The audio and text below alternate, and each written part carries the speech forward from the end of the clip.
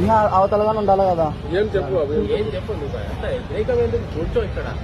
ఏం చెప్పు ఏం చేస్తారు? ఎందుకు ఇట్లా మత మార్పిడి చేస్తున్నారు మీరు? మార్పిడి ఏం లేదు. ఇది ఒక నిమిషం మా బుక్ ఇవ్వండి.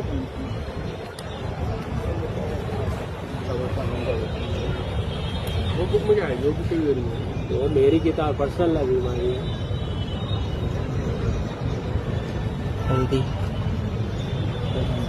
నీకు ఇష్టం ఉంటే వినొచ్చు, లేదంటే లేదు బాబు. అది వినొచ్చు, మా మాటలు చెప్తున్నాం అంతే. చెప్పాల్సిన అవసరం ఏముంది? మా ఇష్టం మేము చెప్పిన మీరు తిగతిగా మాట్లాడుతాం. పొద్దున ఇంటి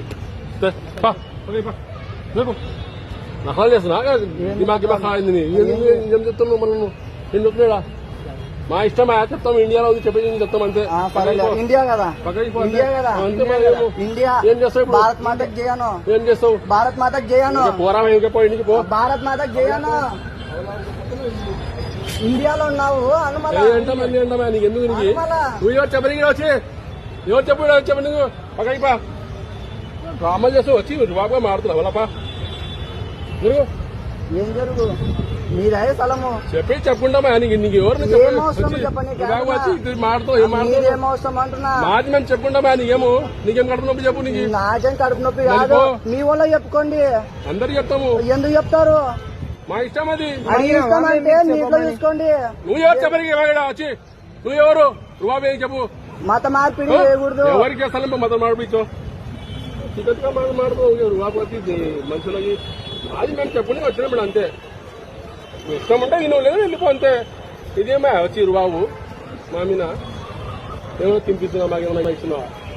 మీకొస్తే చెప్తున్నా మేము అంతే. నీ ఇష్టం ఉంటే ఈయన వచ్చి వెళ్ళిపోవాలంతే. వేరే మాటలు మాట్లాడదు. వల్ల కాదు. ఏమో వల్ల ఏం చేస్తావు? ఏం చేస్తా? ఏమన్నా చేస్తా. చెప్పడం నీ ఇష్టమైనప్పుడు మేము క్వశ్చన్ చేయడం మా ఇష్టం.